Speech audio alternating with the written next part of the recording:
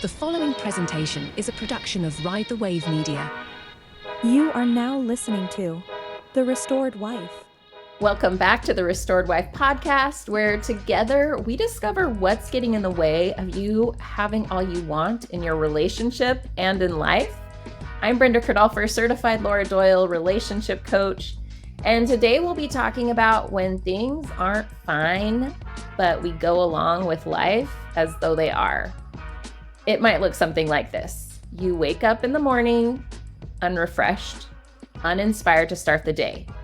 You wake up because you have to, not because you're looking forward to anything in particular. There's still some hope there though, so you go about your day, but days like this turn into weeks, then years. There's the promise of a new day, but it quickly fizzles out as you realize nothing has changed and things aren't as you imagined they would be. You might even have everything you desired up to this point: your own home, children, a person who is committed to do life with you, but somehow it's not what you imagined it would be. You don't feel like you thought you would, even though on paper, things look pretty good. That's where I was several years ago when I had 2 small children at home. I know how numbing it can feel and how unfulfilling it can be.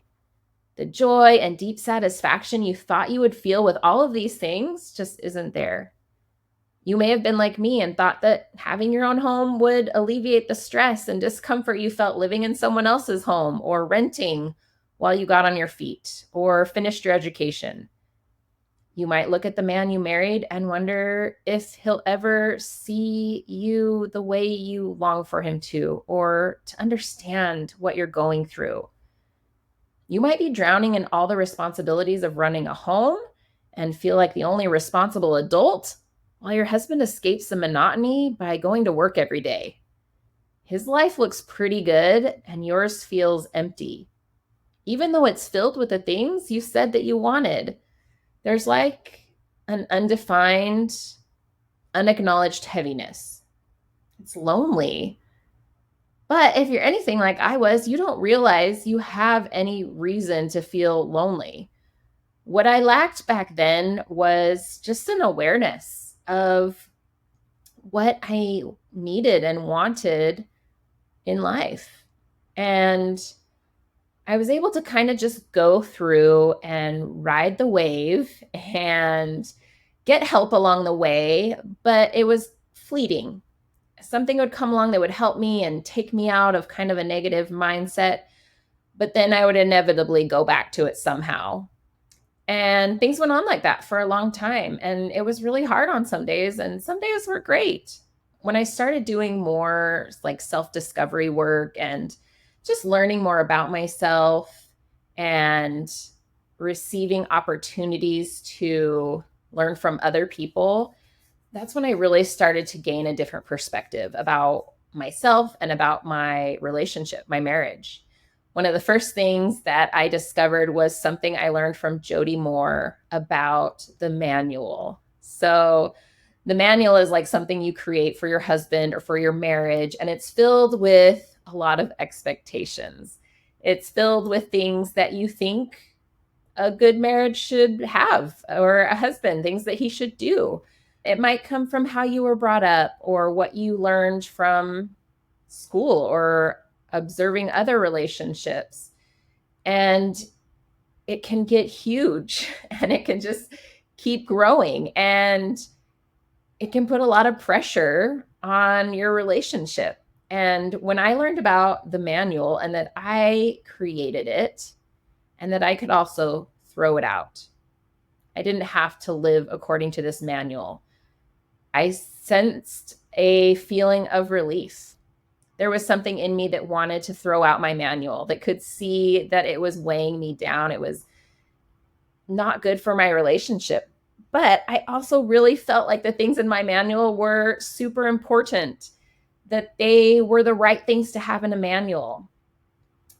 But just knowing that I had created it and that there was a possibility to throw it out and have less expectations on my relationship and on my husband, I could see that there was a possibility there, a possibility for more connection and closeness and more of what I wanted in my relationship and in my life. And then I read a book that brought even more perspective to what I had been doing all of those years and some of the things that I lacked, some of the communication things that I lacked, and also some of the awareness that I just didn't have about how to have and how to create closeness in a relationship. A lot of the things that I thought I needed to do or have just weren't necessary the way that I thought that they were. So that's what really changed things for me, is when I could see myself and see what I was doing and what it was doing to my relationship, which was creating a rift.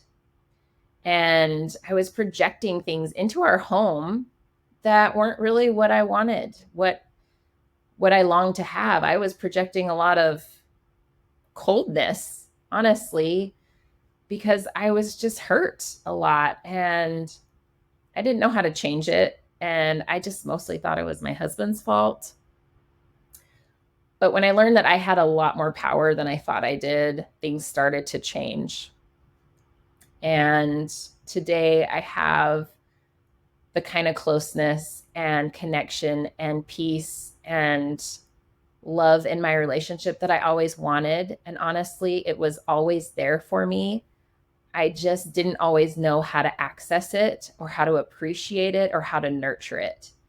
And so I'm excited today to have a guest on the podcast. I'm going to be talking to Jen Banks from Let Yourself Bloom. And we're going to talk about her journey and more about this idea of awareness and how to get more of it. Jen has taken my workshop and she's also received private coaching, which I just love. I love her commitment to her relationship and herself. So Jen, what made you decide to do the workshop and get coaching? Well, the workshop was because of a friend. She saw this workshop and said, "Oh, let's all do this together as friends and in person." And that really drew me to it because I love in person. We're doing this interview in person. I just love that connection. There's such a deeper level when you're in person. And so that kind of helps me dip my toes into it. And once I was in it, I was loving it. And then it actually caused me to make a New Year's resolution to really prioritize my marriage in 2024. So that was in January. And then shortly after, I had a call from you asking me if I wanted to move to one-on-one coaching. And I decided to take the leap because I had already committed to improve my relationship. And so that seemed like the natural next step. And I knew I could go deeper with the skills in one-on-one coaching. Yeah. Oh, I love that. And it's fun to do it with friends, to have people that you're doing it with and you can kind of share. And I've always heard with group coaching, you are so beneficial to each other in sharing your experiences. You learn from them. And, we can't make all the mistakes in life, or that would be very painful if we had to make all the mistakes in life and then learn from them. So we can learn from others' experiences, whether they are, mistakes or successes. Yeah.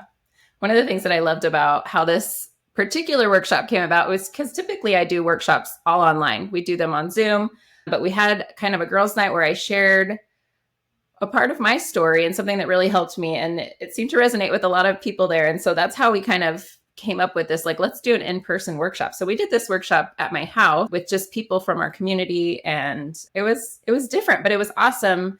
Even that night at the girls' night, people opened up and wanted to share about, some of their pain points, which I was so impressed by that everybody was just willing to share, and it was a safe space for us to do that. And so we just kind of carried it on into the full workshop where, we deep dive into all the intimacy skills. What was your situation? What was your mindset coming into the workshop? Well, my husband and I have been married for 9 years. And so we joked that we've passed the 7-year itch and have gotten to a place where we're comfortable, but almost complacent. And we take each other for granted, or we seem to have more of a partnership because we've learned how to do life together. And we kind of have just gotten into that routine, which can also feel like a rut sometimes. And so when I heard your message to restore the happiness, the joy, the light, and fun in your marriage, that really appealed to me because there was nothing wrong, but it could be better. Yeah. Yeah. I can totally relate to that. That's kind of how I came into it too.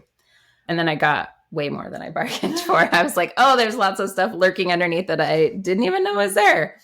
But I love that. I love that you had already committed to your relationship in 2024. And then you just had this, added layer of making it better. And like, you knew where you were at and just wanting to take it further and get out of, those ruts that come along in relationships when you've been married for a little while. It's interesting because I'm in pelvic floor therapy right now, and I went in because of diastasis recti, but I have since learned there are other things underneath the diastasis recti. So just going to your point of, you find other things that you could work on. It's good because then you kind of work more on preventative care or just on, the holistic approach instead of just treating that one area that you think is wrong. Yeah, I love that. I love that perspective, the holistic approach, and like just peeling back the layers, kind of getting to the bottom of what's really going on. Yeah, I love that. What was like the most impactful thing from the workshop or from private coaching, would you say? What sticks out in my mind, first off, is gratitude. That was the most impactful skill in the workshop because it's funny. It was right around my birthday, and my husband gave me some gifts, as you do for birthdays. And I just remember, because of what I had learned in the workshop, to express gratitude and appreciation and acknowledge that he had given me these gifts instead of, letting it show on my face that I wasn't really happy with what he gave me, or maybe it wasn't what I expected. And so he gave me these bowls for our kitchen, and I just really laid it on like, wow, thank you. Because I had been wanting bowls for our kitchen. And so that was something that he noticed. And so just really paying attention and validating him for noticing that is something that I wanted. Maybe they weren't the style that I had expected or the quality, but again, that he saw the need and filled it. And come to realize I really do love them. And it grew my gratitude over time because I had started in that place instead of starting from a place of, oh, why'd you get me these? Just turning that narrative. Oh, I love that. Okay. So yeah, I see how that like flipped around. So what would it have been like in the past? Like, maybe 2 years ago, if you had gotten these bowls? Yeah. In the past, and even still, of course, still working on it, but I tend to show my emotions on my face very apparently. Yeah. And so you can tell how I'm feeling right away. I'm an open book. And so if I wasn't super thrilled, I would just, oh, okay, thank you. Just that light, not really acknowledging much and just moving on to the next thing really quick. But in this case, instead, there were at least 3 times that I mentioned, oh, thank you for these bowls. This is awesome. This is a great addition to our kitchen. And yeah, just switching that thought immediately allowed my face to reflect those feelings as well. And so later on, he even commented and said, I didn't know that you would have loved them so much. And he was just, you could tell that it helped him feel like he did a good thing for me. Yeah, he could really feel the appreciation. And I love how you were able to like have that thought like preconceived, like you had already planned to go into it with gratitude, and it changed your facial expressions. Cause I think that's so hard sometimes that like, even if we're showing up in a particular way, like our face sometimes shows, through. But I love hearing that you kind of had already committed to gratitude and it came through on your face too. It's really cool. And now you love the bowls. Yes, right? I know. I was like, actually, they do match our kitchen and this is cool. And yeah. It's just nice to have. Yeah, we have a lot of things like that in our house. And I'm like, not quite what I wanted. But then I'm like, oh my gosh, I'm so glad we have these. And I didn't have to stress out about getting the right thing either, because I would do that also a lot. Can you share a moment during the workshop or private coaching when you felt a significant shift or breakthrough? Did you have an experience like that? My big breakthroughs were changing the phrasing. So even just the phrase "I can't" Mm-hmm. was helpful in relinquishing control and, getting rid of my own agenda, or just setting boundaries for myself in what I can and can't do, or, to be a happy, fulfilled wife, Mm-hmm. and really being clear about communicating that and preserving the connection instead of my own drama or whatever's going on. So I love that shift to consider your words and if you are preserving the connection there. Interesting. So it sounds like it was like there's just more awareness there about what you were saying, how you were saying it, and maybe the cost behind going about it differently. Yeah, for sure. And I heard recently that awareness is 50% of the solution. So that's huge to just change it right away from awareness, and then work on it from that jump start too. Right. Yeah, I love that. Awareness is huge, right? Yes. Like I just think about like so often I'm a fish in the ocean and I have no idea that I'm like surrounded by ocean, Mm-hmm. And so awareness is just key. It's like you don't know what you don't know, right? Which is why conversations like these are so important, because someone listening may then gain that awareness, or we learn as we go. And it's also reassuring to know that it's never too late. You can always improve from where you're at, or, you haven't gone too far to fix things. Right. Yeah. Love that. So you mentioned kind of like you were able to let some things go, or to let go of, controlling certain things. Can you tell me more about that? Yes. I feel like I'm kind of controlling by nature, and just, I tend to make a lot of the decisions and guide the pace and the activities in our life, and just stepping back a little bit and using the cheat phrases again, whatever you think, or opening it more for a discussion rather than me just deciding and going with something.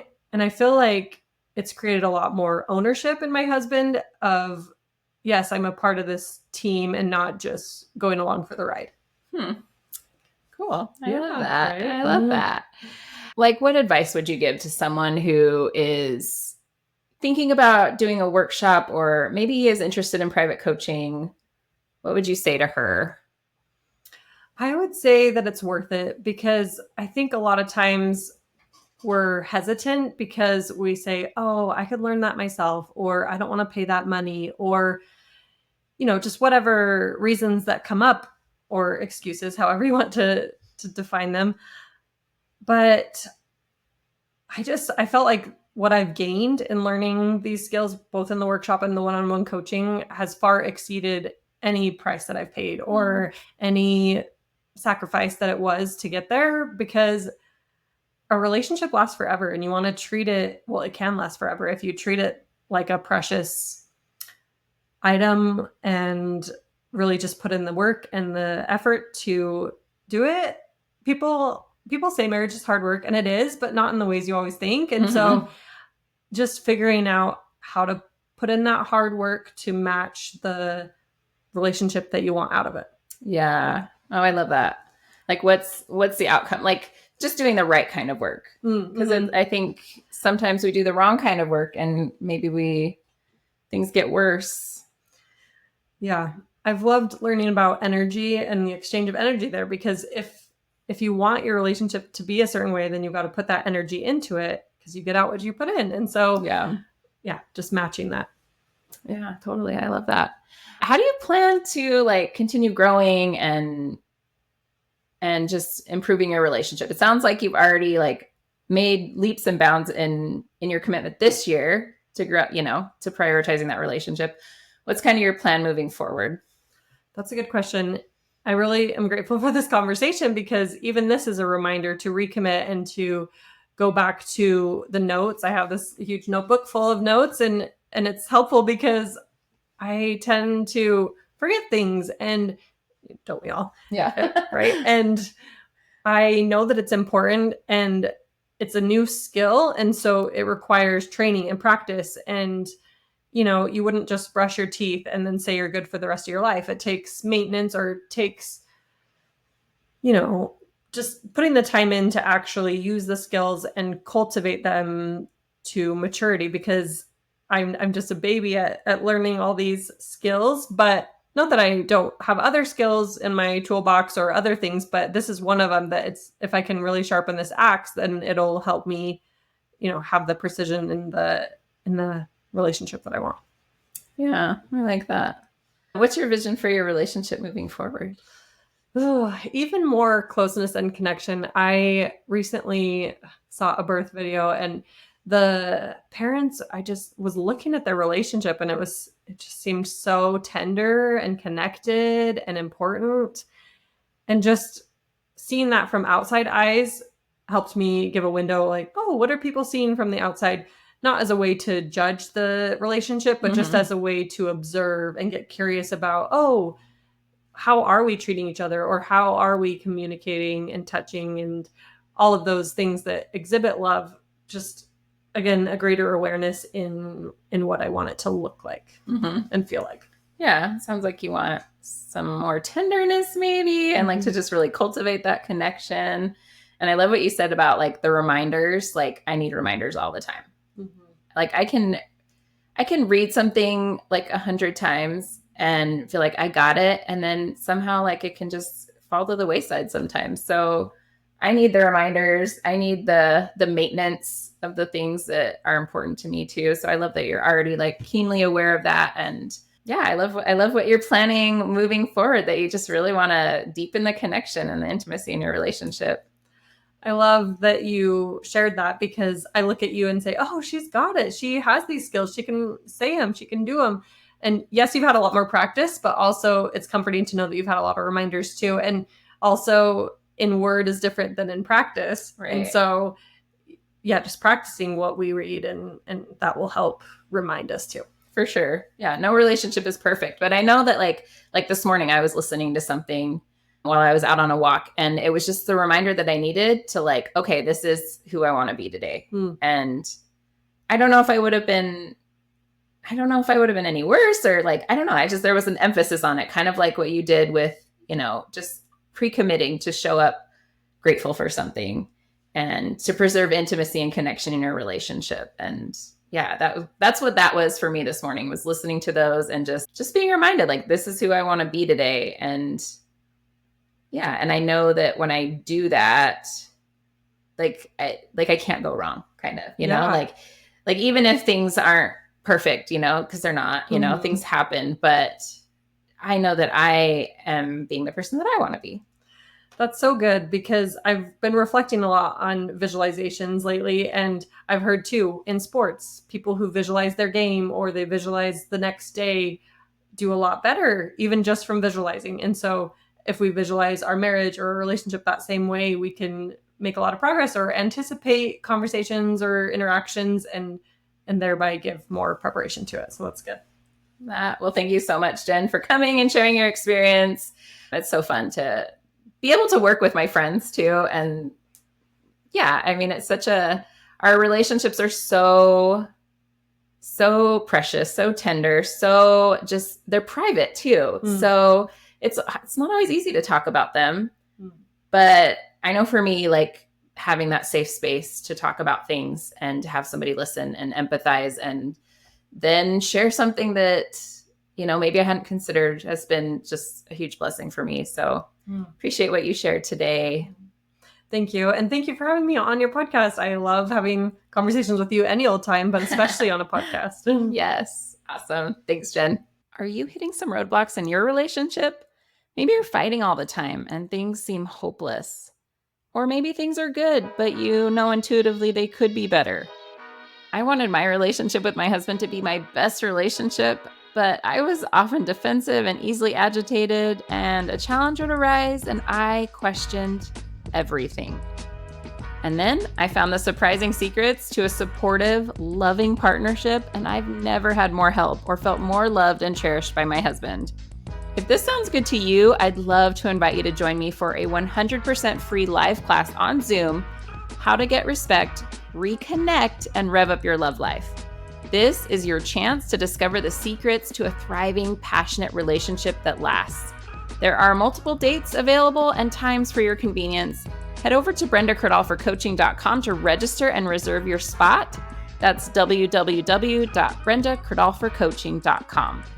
Let's create the life and relationship you've always dreamed of. You can register for free at brendakradolfercoaching.com. I can't wait to see you there. And don't forget to listen and subscribe to the Restored Wife podcast. And as always, a special thank you to Ride the Wave Media for making this episode available wherever you get your podcasts. We'll see you next week.